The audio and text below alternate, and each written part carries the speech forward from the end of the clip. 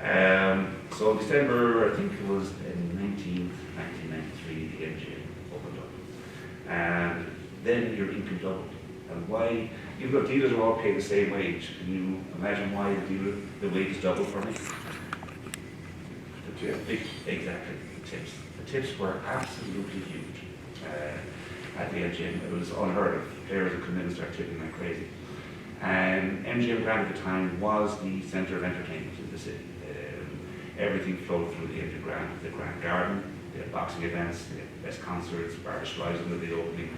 And so there was a buzz about every weekend in that place. And people came in to enjoy those facilities. Give you a tip story. As I progressed through from dealer to floor supervisor, didn't want to take the floor supervisor's job. The floor supervisor's job was a prestige job back then. It doesn't have the same prestige right now. You start watching the games because you have to be trained and you have to watch for certain cheating scams, card counters, service to customers. So it was a prestige job, plus you had the power of the pen. The power of the pen was the comp. So you had, if you get to that status, a lot of people would put, hey, I'm a floor supervisor, I get the gym plan. But there were people who were not inclined to take the position because the tips were so high. So your supervisors were earning maybe 25 to 30% less than what dealers were earning. So it's kind of an anomaly, and still is the same today in some of the bigger zones.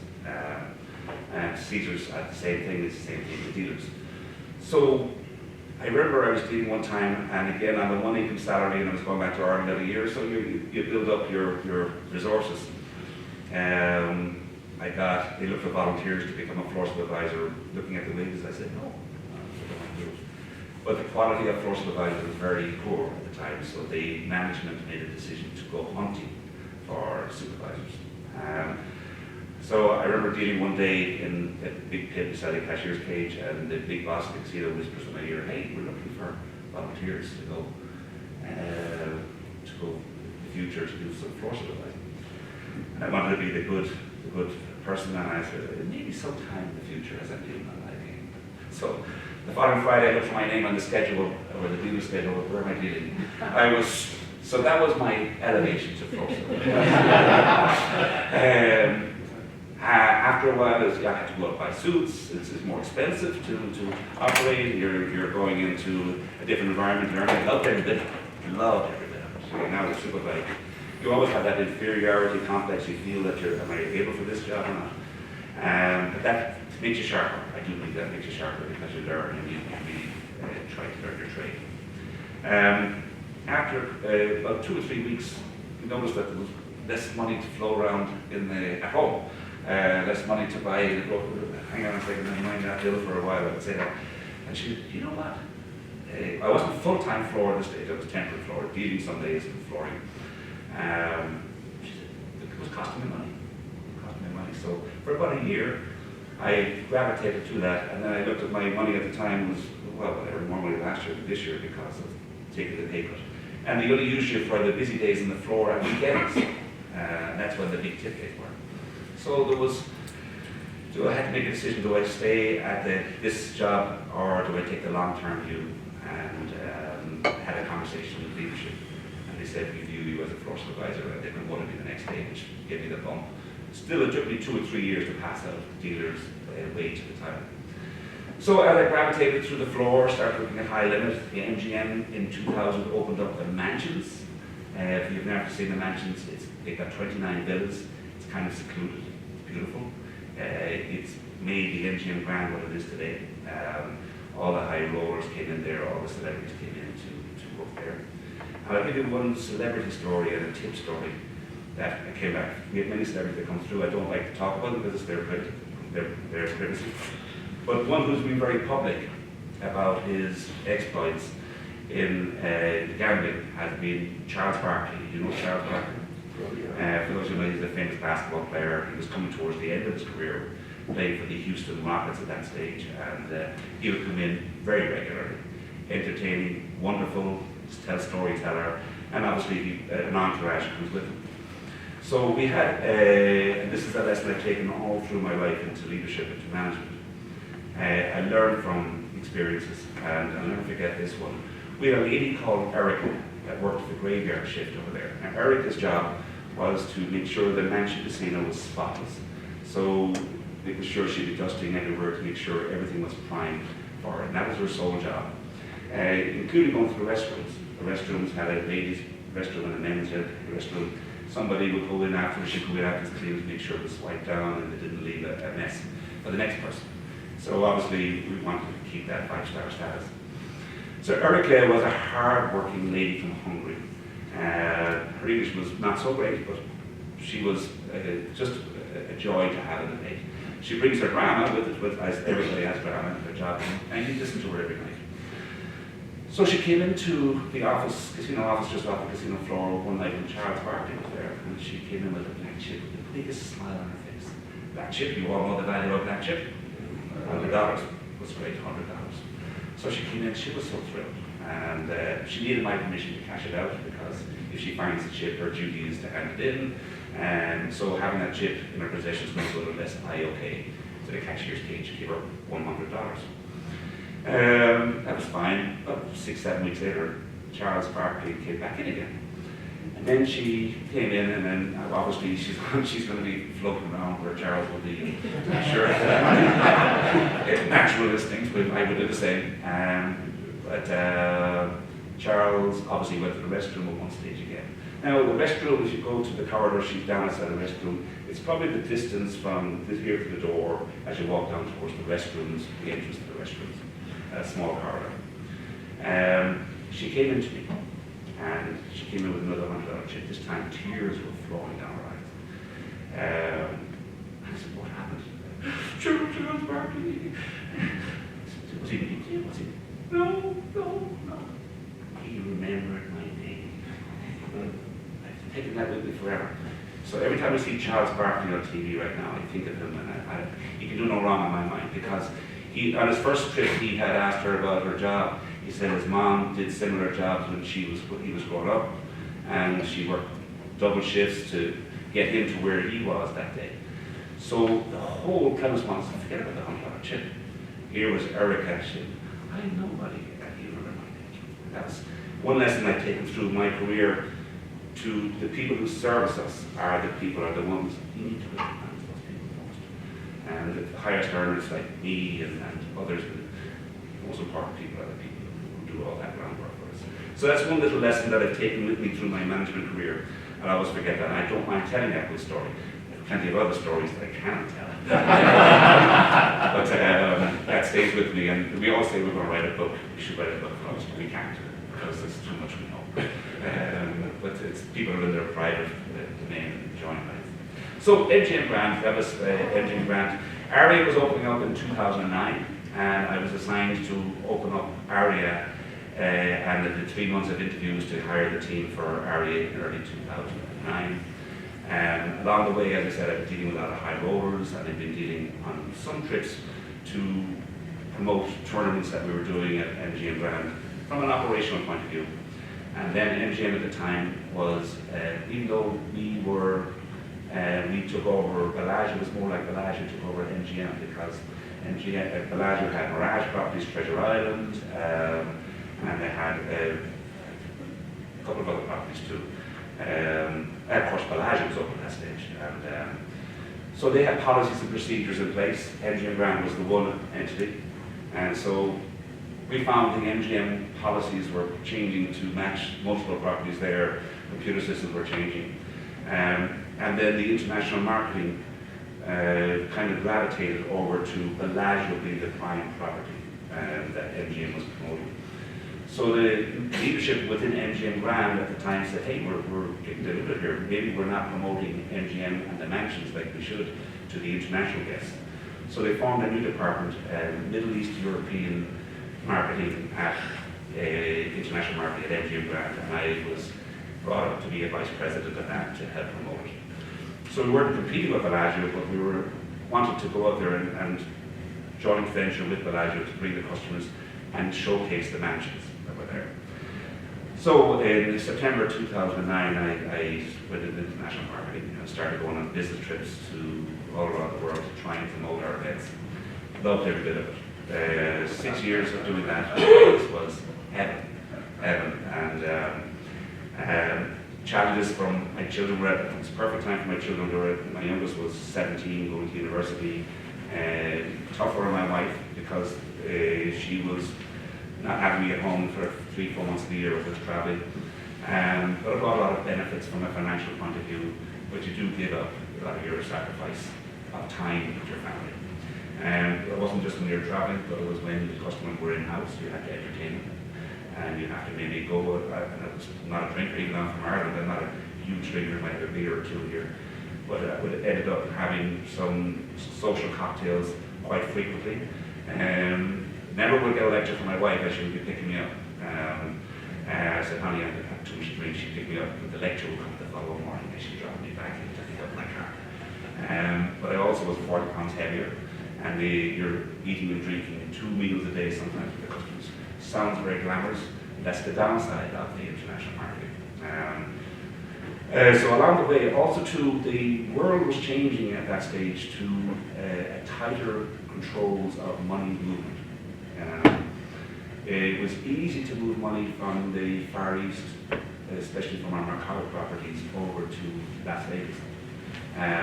But the banks were taking control after 2008. The regulations got tighter and tighter and tighter, to the point where a lot of my European customers had to prove to their bank, hey, where's that money going? And they didn't want their bankers knowing that it's going to a casino in Vegas. So we're trying to find ways to get the money over to pay off their gambling debts frequently. It was getting tighter and tighter. And also too, the compliance in Las Vegas was getting tighter and tighter. You're seeing some of these casinos now get big fines from having their compliance not in order for what was needed at the day, and maybe people's habits that they were doing for many years before that, they didn't start complying like they should have. Some of the big casinos that got hit. So I kind of saw the writing on the wall for international marketing, and maybe it's getting tougher and tougher to generate that business. But at the same time too, I also didn't enjoy the entertaining part of it anymore like I was before. And MGM was opening up a casino in Vietnam. They asked me to look at that. I'd be interested in running that Vietnamese casino. It looked like a very exciting property, but after weighing that up, I said to myself, no, thank you. And that was a good decision. And at the same time, a completer is Resorts World Singapore. As I developed this international experience, it's kind of tougher for people to find people with experience to go there. You don't realize what you know until you realize what you're looking for. So Resorts World Singapore flew me down there to look at a beautiful property. I was very tempted to go there.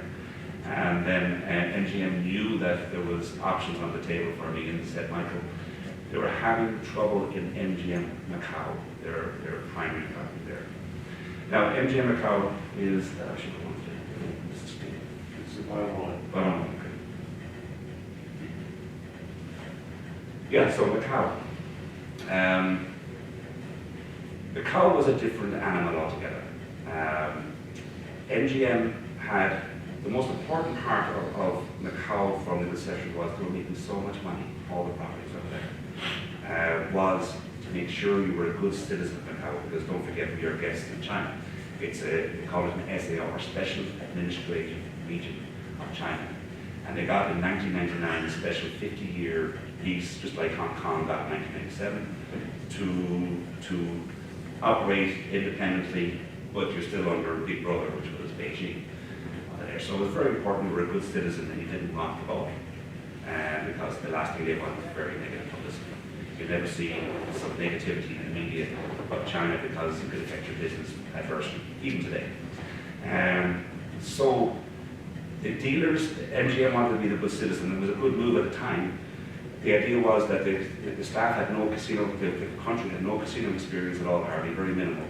And the idea was that the casinos would develop the leadership through ground level to bring them up and train them for a couple of years to the next level, the next level, the next level, to ultimately run the casinos over a 10-year plan. So MGM wanted to be the great, please come in and sit down, relax there.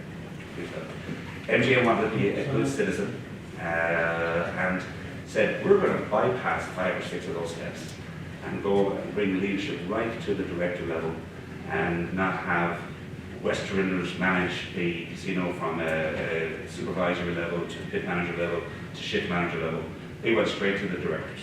Now, great idea, because and the MGM in the public perception were saying, hey, look at us, we are going straight there. Great on paper, but the challenge was that there was 5 other concessions. Macau gave out 6 concessions to operate casinos, and they tell you how many tables you can have. 3 were Chinese owned, and 3 were Westerners. The Westerners were Sands, Venetian, and they built a huge casino over there, which was very popular. MGM, so Wynn followed and had an invitation from the Macau government, and MGM was the last one to get the license. They did it in partnership with Pansy Ho, who was Stanley Ho's daughter, who was the king of Macau. And so MGM wanted to be the great citizen that it was. The challenges were, Chinese management is different to Western management. Very strict. They run with a fist. And so what happened was dealers, they had no unions over there because it's still part of China, but they had associations. Dealers were on the streets, were saying, fire the 2 people, I won't get the names because, fire these 2 people and bring back Western management. That goes to Beijing, so MGM was in a quandary, so their good deed of bringing up the leadership to a high level of Chinese management kind of was backfiring a little bit. I didn't know this fully, and they said, Michael, we want you to come over to Macau, so I went over. They wooed my wife. My wife said, I'm not going over there. I went for 1 year to America. And so she said, what's going on? I said, well, 3 years. They spoiled my wife on that journey. Gave her a business class fare across, and she was treated like a queen. She went over to the biggest street it ever was. She said, maybe I can do this for 3 years. And so she did come over, and we enjoyed it. We got an apartment over there. And but in my first week there, to give you an idea of the management style of training, MGM was a very good employer. Wonderful to me, wonderful to. And part of your leadership is you be very empathetic to your employees and do your best to try and help them wherever you can. And so in my first week there, one of the directors came into me at my office, finding my feet, just getting log-ons. He says, oh, by the way, walking by my office, we have a no-call, no-show dealer 2 days in a row. Oh, okay. I said, we have to terminate. So I waited a couple of minutes and I called him back. I said, was he a long-time employee? And let me check. So yeah, he's still 1 employee. And then followed on questions, and there was no answer to these, so you have to go investigate every time. When it's before, we contact his family. Is he okay? Did he call in? Is that normal? All these kind of questions. And they're always, let me find out, let me find out. Turns out, when they made phone calls to the family didn't know where he was at. So he was missing. Okay. A few days go by. We found the dealer. He's in a psychiatric hospital. So thank God he's alive. I'm getting worried at this stage. That's right. So what am I? We're still terminating. Why are we doing? Apparently, Macau is very humid, and you go out for a job and you don't take your ID with you. And apparently, he went out for a job and it was humid. And he was disorientated, and then he collapsed and he was disorientated. The ambulance came and said, "This guy looks nuts." And so let's take him to the nut house. So anyway, then they sedated him for a couple of days. And so that's the kind of thinking that's over there. So I said, fine, so he was recovering very nicely. And then I had to sign off on his termination papers. I said, hold on, why are we terminated? Because the rules are rules. 2 days, no call, show, no, it's no fault. I said, we don't do that. So now I had to deal with HR over there, which was rules, and this is the Macau style of leadership. Everything is black and white, black and white. And I said, we don't do that, we're MGM. We don't do this. So I can see why we're protests on the streets now at this stage for this type of leadership. And we don't do that. MGM has a more empathetic approach. And the last thing I want, I've got to protect the MGM brand. I don't want it on the street that we terminated an employee because he just collapsed. Eventually, I had to come to a compromise because it was black and white that we had to serve his termination papers in the hospital. Somebody was able to terminate in the hospital, but with the promise that he can reapply for his job. So that was the compromise. So that's the kind of management style you go with. Then I go along the walls and I see in Chinese red and green. This is all the green one, which are all the people that got praise from customers. They did a great job here. So what does the red mean? This person was putting them up on a pedestal where this person got disciplined for this, did this. And so it was like putting them on a pedestal for the wrong things. They said, no, take that down, keep the green one up there. So that kind of style of management was there. And then I had to get the middle managers all on my side. And a lot of them were hired by not my predecessors, but I kept the predecessors on because you don't fire any local people over there. And so I had to manage their expectations and soften their approach to leadership. But there were some down below that were really hard, and I put down in one of my notes here. Nobody's from China, so I can get away with it here. But when I say to some of my dealers at work right now, you need to be more, after 3 months, Zaliak Genba. Zaliak Genba. What's that? Kill one, warn 100. And that's the style I need to get more developed. I said, we're not going to go there. We're not going to go there. So that was the learning experience in Macau that I had over there to manage that. After a year and a half in Macau, an ex-president of MGM Grand was Kamal Aziz. Kamal Aziz had moved on to bigger things within the organization and had moved over to Steve Wynn, and he was building this beautiful new casino called Wynn Palace. And Wynn Palace was the pride and joy. It is Steve Wynn's pride and joy. Whatever you see Steve Wynn with Wynn here in Vegas, Bellagio, Palace has taken it to another extreme. If ever you're over there, you got it. It's beautiful. So again, he knew me. We met casually at different functions. You're over there, you're representing MGM at different functions, government-sponsored functions, and we have to be a good employer, a good representation. So I met him. We must have coffee. So I got an invitation to go to dinner from Kamal Aziz through official channels. I said to my wife, I don't know what this is about, so can we do it in Hong Kong so we'll have some privacy? So Hong Kong is an hour's ferry ride away from so I went over there and I'm like this, I'm very happy with MGM. I have an exit door 2 years away to go back to Vegas, and I had plans to develop within MGM. And so it was one of those meetings where I'm fine, I'm very happy where I'm at, very happy. So that was on a Friday night. On a Wednesday, I was at a function with an MGM in Macau, and I got a phone call from Kamal Aziz. And he said, Michael, can you talk privately? So I stepped out of the room for a second. And he said, just to let you know, Steve Wynn, you don't say no to Steve Wynn. And this is a one-time offer on the table. And so I listened. After point 1, 2, 3, after point 2, I had realized that I have to move. Because he wants to go for the best. And I'm not saying I'm not the best. It's in his opinion I was the best person for it. And he hires the best. And he does, he had the people in place. So that in his mind and how he was persuaded, I met him casually once or twice, but never in detail. But I said to my wife, I said, we have to go, we have to do it, it's a life-changing opportunity. So I made the move. It was awkward with an MGM because I was under contract and we got through all that awkwardness. So again, you come across challenges in your life. So Kamal opened up. When the casinos opened in Macau, first of all, there would be thousands of people waiting for them to go into the casino to open up. Thousands and thousands. And that's where we kept on building more casinos, more casinos, more casinos. Market had diluted a little bit, and the excitement of a new casino opening up hadn't happened. When Wynn Palace opened up, and I wasn't transferred across, I was still sitting in the sidelines while they were negotiating me leaving MGM. But it opened up flat, very, very flat. I had to leave Macau for 10 days to get my license attached to Wynn, lead MGM's license. So I could go to Hong Kong or go back to Las Vegas. I said, let me go back to Las Vegas and learn some of the Wynn corporate type of thinking on it, and got to meet all the Wynn people, including Steve on a couple of occasions. So with that, going back over to Wynn, a lot of stuff was happening over in Macau at the time, and the figures were not good.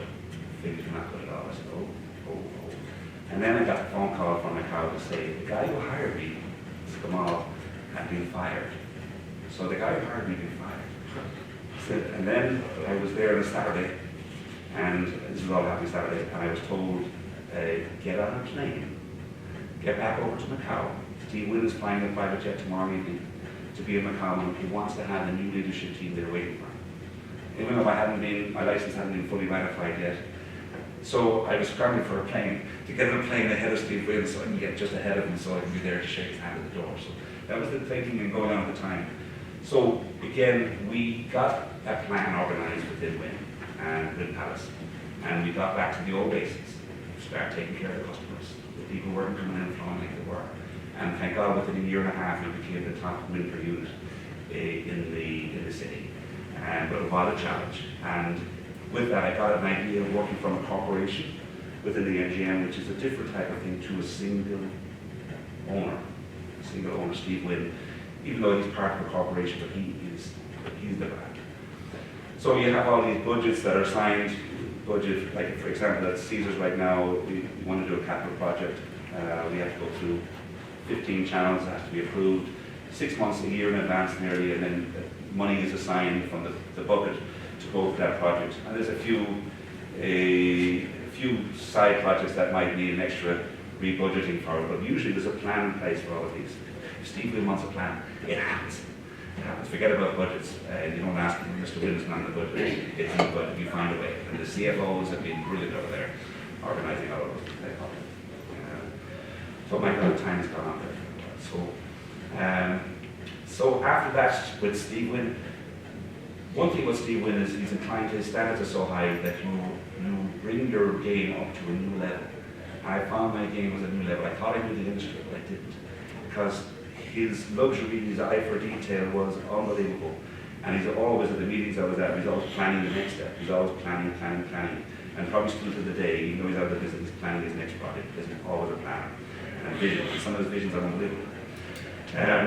One quick story about Steve Wynn was he has a reputation, as you know, if you don't know, for if things don't go his way, the person who works with him. So the standards are so high that if you don't meet those standards, you'll be out of employment, and he's fired a few people. Where he lived in Las Vegas, he lived within the Wynn organization, which made him even stronger. He had a villa that was overlooking the golf course. Villa number 1 was his home. He had 2 Alsatian dogs, I call them, they're German Shepherds, that followed German commands. And somebody corrected me the other day when I was telling the same story. And he says they're Belgian commands, so they're Flemish. So it's a special, the dogs take those commands, but they're very intimidating, but they're his dogs. So they live in the villa with him, and he had brought those dogs over on a few occasions when he's visiting on the private jet. Before I had arrived, I heard this from the head of security, how when he came over in advance, you make sure your food and beverage, everything is working smoothly. He brought the dogs over, but before he brought the dogs over on this occasion, there had been an occasion at the Wynn property in Las Vegas where somebody came out one morning and on his balcony villa, there was obviously some drunk guy who found his way onto the golf course and looked for a bed for the night, and he climbed up a railing, and the railing was Steve Wynn's villa, and he was asleep on his lounge, it's a pool area when he wake up in the morning. He didn't see it because his vision's not great, but obviously it was reported. Got the head of security was fired from the job at that time. Have you heard that story? You heard it? So anyway, so obviously he's coming out of Vegas, everything runs smoothly, he's bringing the dogs over, somebody's assigned to the dogs, somebody's assigned to his wife who's there, making sure that everybody's busy, the food and beverage is perfect. And what did they say when he came to the village? He finished the food, so that attention to detail, because they can be ready and said that croissant was too soft or there wasn't enough. Movie casino goes, there's not enough raisins in it wasn't that detailed, but that kind of thinking, attention to detail was there. Yes, blueberries, that's what it was.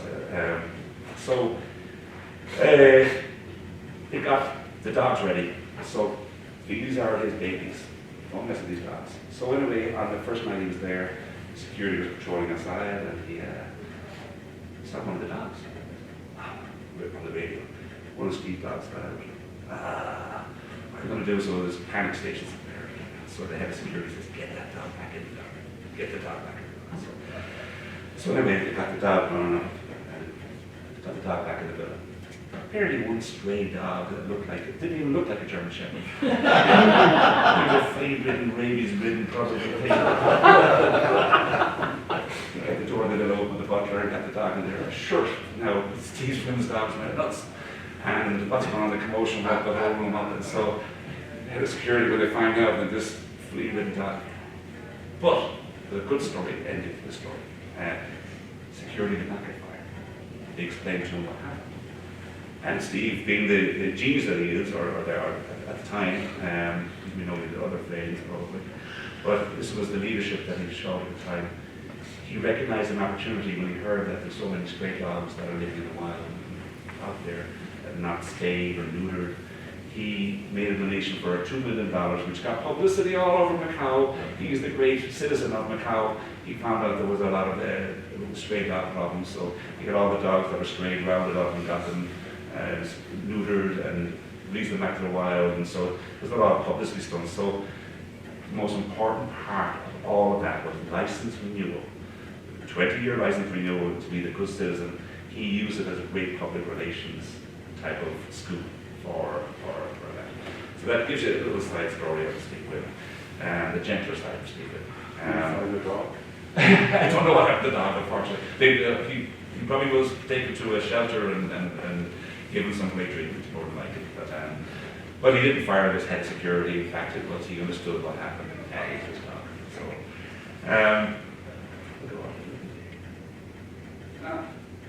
So that was a bit of Palace. Yeah, I talked about decision makers against the corporation. One thing that happened over there was a typhoon. Typhoon is like a hurricane. This beautiful property was there. A typhoon, if it goes to 8, you have to close the casino. You have to close the bridge. 9, you have to go to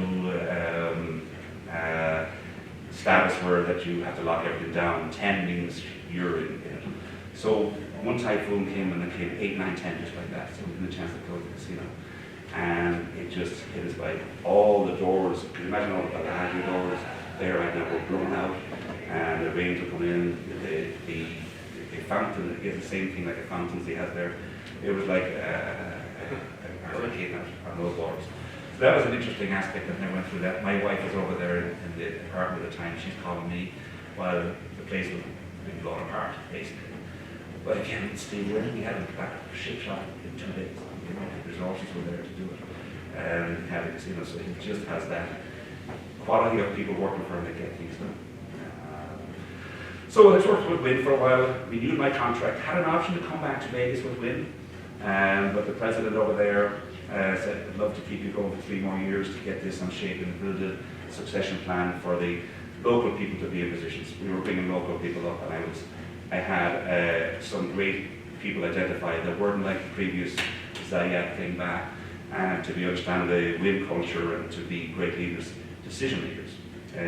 The problem over there was not decision makers, generally. One thing in my job is I have to make maybe 20, 30 decisions a day. But they're easy decisions because it comes with experience and how to handle situations. And I don't generally make the decisions. I would say, have you had this situation before? How did you handle it? Did that work for you? Try that again. You know, that kind of so that empowers people to make their decisions. But over there, somebody explained to me why they don't make decisions. If you make no decisions, small decisions, small problems. Big decisions, big problems. No decisions, no problems. That was it. So getting that culture into a leadership situation and turning that around, it takes years to do it. And so I signed a second 3-year extension within Wynn. And after that, COVID came in. I came back from Las Vegas in January 2020, and it hit about 2 months before it hit the fan here over there in Macau. Again, the black and white of Macau. Wuhan was the province where it hit first of all. So overnight, the decision was made. People from Wuhan looked like they were all contagious. So it's like having people from Minnesota, let's say Wuhan, Minnesota. So the people, anybody with a Minnesota driver's license or ID that was in our computer system, they had to be held in a room to be transported off for 2 weeks isolation. So imagine they come in the morning time from Minnesota because you're from Minnesota. And they were not carriers, they were just from that province. But that's how they managed over there. So So there were some people that were going out, and then our security, we identified with the local authorities who was from Wuhan, and they were there. They said, come on, you're out here. Some people didn't like it for obvious reasons, and it was very awkward. So again, this is behind the scenes stuff that you didn't know was going on there, and it was terrible. So they locked down, and then they closed the borders, because nobody could get in. 10 minutes. Borders, and then I was unfortunately trapped over there for 10 months, from January to December. I couldn't even get out, and Wind was very good to us. They kept the salary going. Yeah, they reduced it a couple of times. I don't know where it's going to go. And then I managed to get out in December of 2020. Somebody heard I was coming back to Vegas. Resorts World was opening up a new casino in June of that year. And it's somebody who I used to know in the business that would love to have your experience there. I didn't go back to the same position, but I had a senior vice president over at Wynn, but I was delighted to be back in Vegas. And I wasn't ready to retire, even though Steve Wynn took great care of me. It wasn't Steve Wynn at that stage, the Wynn organization. And I felt I had a few more years after me. And I helped get that property open. And that was a great, after 2 years there, Fountain Blue came knocking on my door and said, we're having challenges to get this place open. And when you have opening experience, they kind of go to where what has worked before. So we put 700 staff together to get that place opened. Tight market environment. Challenges are no dealers going to leave Wynn, no dealers going to leave Bellagio. So you have diluted quality of talent in the dealers, and you probably see that around the city right now. The quality of dealers is not there like it used to be. So Fountain Blue opened up after 2 weeks of opening. They wanted to go a different direction, and so I departed there from Fountain Blue after two weeks of their opening. The most exciting time of my life was the opening of that. It was the best of that I've ever had. And then I went back to Ireland for a while. My wife's mother's not well, she's 99. I spent some time over there. I get a phone call from Steve who say they'd love to go to a leadership position at Caesar's Palace. So where I am today, 1 year from yesterday. So 10 minutes was good, because I didn't realize the time.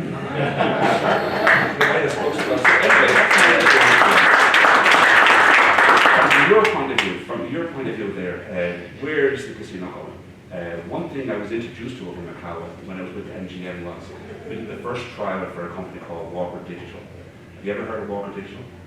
This is where the chips have been changed to having an RFID signal in them. So we did 9 tables as a trial. A lot of hiccups on it. We started Walker Digital's trial at MGM brand. I have my thought process on it. Was it successful? Some customers didn't like it because it makes beeps, and you have the staff looking at it takes from looking at the game, you're looking at computer systems. The beautiful thing about it, it tells you exactly what's been there on the table. Because the chips read with the sensor under the table, and it tells you exactly what the win-loss should be based upon the signals. It wasn't perfect, but we were doing our trials there.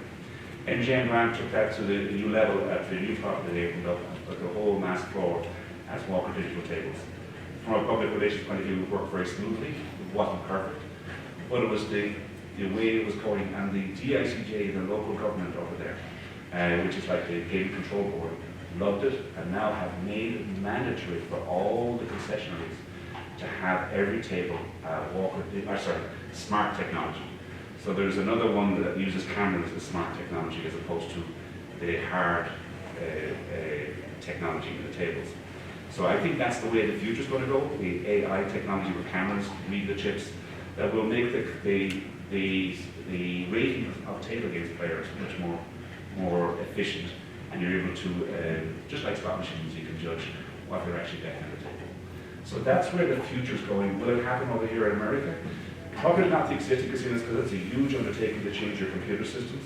But for the newer casinos that are going to open up over the next 10, 15 years, I do believe that technology is going to be put into most of the new casinos that are there.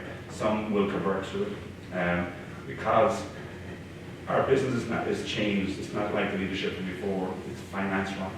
They look at data. And that is data, or a CFO, so much data. Do I 100% agree with it? No. Do the marketing people like it? No. And not fully, because for the top players, they think that you and I will give a better rating than the electronic guy. So the customers are getting a higher average bet by somebody looking at the table and saying, yeah, he's betting 100,000 a hand. but they actually be betting 100,000 once every 10 hands. They might give them that little extra, which gives them some more promos, comps, discounts, airfares, where the electronic eye will give you exact data I was looking for. So that's the future where I think, from a chip point of view, where it's going to go. I have a lot of experience. There are 2 companies that have that RFID technology. Walker Digital have what's called PGM technology, which is basically, you put the chip here, it's kind of got a dome, the signal weakens as it goes further out. And it can go this high in the dome. Where the one that is with a company called Bravo, they have what's called, they call it Holy Grail technology, which basically has the RFID reader, which can read it right up to the roof. So you can have 20 chips high. Most people don't have 20 chips high. So that's the 2 competing RFIDs. Which way it's going to go, but both are very active in the industry right now. You'll probably see them getting more and more credence within the industry over the next few years. So that's my story. I didn't realize, I said, how could I fill 45 minutes? It looks like I had no problem. I want to say thank you, Charles, for the invitation. It was my pleasure to be here today. And I really appreciate the honor of being. Thank you. I think your stories were fascinating. It's always of interest to this group to see what happens that we don't see on the casino floor. I'm so happy to share that. I have loads of other stories. I think I have a couple more written down there just in case there was time for, as you mentioned to me the other day, we love stories, I tell you the story too. So that's myself. Are there any questions that anybody has? Oh, they're too fast, by the way. Did I talk too fast? Is it, were you able to understand it? Okay, perfect. Yes, sir. One of the big comments we hear locally here is that casinos, especially the strip casinos, are focusing more on the bottom line than the customer. Just comments? You, Vegas, I actually talked, it's a great question, Sam, isn't that right? Yes. A question we ask internally all the time, and among management, obviously, there is a situation where, from a casino point of view, the casino guest in my mind is still the kid. I'm obviously biased because I'm in the casino business. And what happened was, when I go back to my MGM days, when I was leading international marketing, the analysts are there, and so this pressure, every department within a corporation has a profit and loss between the cost of labor from going to facilities. So everybody wants to charge the casino. So if you get a casino guest, they'll up the prices of the room service, they'll up the prices of the drinks in the bar. When I used to entertain customers at the MGM brand, when I was marketing there, I would be dollar signs for the restaurant that would be in there. And the bill will be overinflated, and they keep on bringing you that water that's charged $20 a bottle, or the bottle of wine that's $250 a bottle. And so ultimately, the bottom line comes to, it's charged to the casino guest, because of the costs that are associated with that. So, but the restaurant manager is saying, look at my profit and loss for the year. The guy who supplies the water, look at my profit and loss. The cigarette guy, everybody has their margins, they're looking at the hotel revenue. So they're always pushing that room rate up there. The casino guest is charged premium on the back end. So we were all clapping our back around about 2014-15 for a record year of production within the FGM organization. And then they said, basically, ultimately, you're making 1%. So the top leaders were saying, hey, your restaurants are making so much because of us. So your profits are there. So to say that we're making no money, obviously we're all negotiating the next contracts, because they're telling us it's like one of those games where, hey, you're making so much money for the company. They're telling us you're not really making that much money because it's only 1% margin on all the business you're bringing. So it really is higher because we're overcharging, premium charge. Premium charge, wrong word. For the casino guests. But that changes the dynamics every so often. When that will change back in my opinion. Because I do believe if you see the tightening in the market right now, that there's going to be more incentives for the casino guests to come back in, because you're making more profit. The higher your casino percentage of your casino, the higher percentage of your hotel occupancy that the casino gets is higher margins for the casino. Ultimately, we'll come back to a situation they will push the limits. So there is that balance that will go there. And we mentioned about the resort fees and also to the parking on the street. The customers feel tight. And I've seen it in the media. It's been all over. It's all over, and Vegas is getting a lot of negative publicity right now because of it. So I think the Las Vegas Convention is the authority may need to get some new advertising out there, like what happens in Vegas stays in Vegas, which brought Vegas to its height. But there are so many events that happen every weekend. It's sustaining right now. But I think a lot of the customers are going to be squeezed too high that maybe when it comes 3 or 4 times a year, might come once a year. And that will affect the bottom line somewhere. Possibly. Good question. Thank you. Yes, sir. With regard to the changeover from Cromwell to the Vanderpump, Yes. is that because Cromwell was underperforming, or is there an opportunity for the Vanderpump name to bring in, I'll just call it, the ladies' weekend in Vegas type scenario, or what's the reasoning behind that name change? Great question. And again, always will be evaluating everything. So it's actually gone through a couple of changes. It was Barbary coached at Bill's Gambling Hall for a while, and then the Cromwell took over 10 years ago. Cromwell was designed originally to be a boutique type of casino that we could overflow from the high limit from Caesars, and that was the market, and it did very well for a while. They offered premium limits to people. So it found this niche. And one thing after COVID, what happened was nightclubs are a huge revenue earner from it. They have on the top of it trades. And that clientele is a different clientele than that clubbers to the luxury boutique type. So there's that little conflict. So after the casinos come out, come 12 o'clock, 1 o'clock, when the club heads out, the casino gets, it's too noisy, too loud, and it kind of leaves. So it's always looking for its identity. And Lisa Vanderpump, they went into partnership with her on a couple of different projects, and she's been a wonderful partner for Caesars. And the suggestion was, should we bring that brand over to hotel and give her her own branded hotel? And she brings a lot of luxury, different type of thinking on it. And I've already had a couple of meetings with her and met her. Wonderful lady. And her daughter was very much part of I had never seen the program, but I'd heard about it. But she's been a wonderful partner, and everything she's touched right now has been very successful.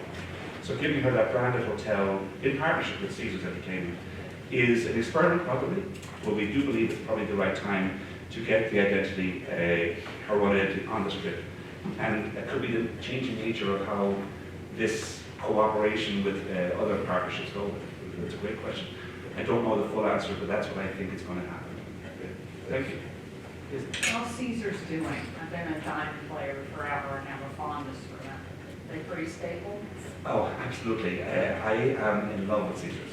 I'm in love with Caesars. Again, Caesars, when I was in Ireland, my father had me up watching boxing matches, Muhammad Ali, when I was 4 o'clock in the morning, which would be 8 p.m. in the evening in Vegas. I remember going out to Caesars Palace, Caesars Grand Prix. It's iconic, worldwide brand. One thing that Caesars has is, I was in Macau when Eldorado Resorts took over Caesars, and I said it's the mouse taking over the elephant. Previous ownership of Caesars, the brand, had been perhaps maybe watching the bottom line too much and didn't reinvest in the property. Since I've gotten there, they have opened up. If you go in there right now, it's like a brand new hotel on the casino. Behind the scenes, it shows its age, and they're working it out right now. But the company, Eldorado, Eldorado people are wonderful. You meet people in the industry that are wonderful. They're wonderful owners or leaders, and they are reinvesting in the property big time in the right types of capital projects.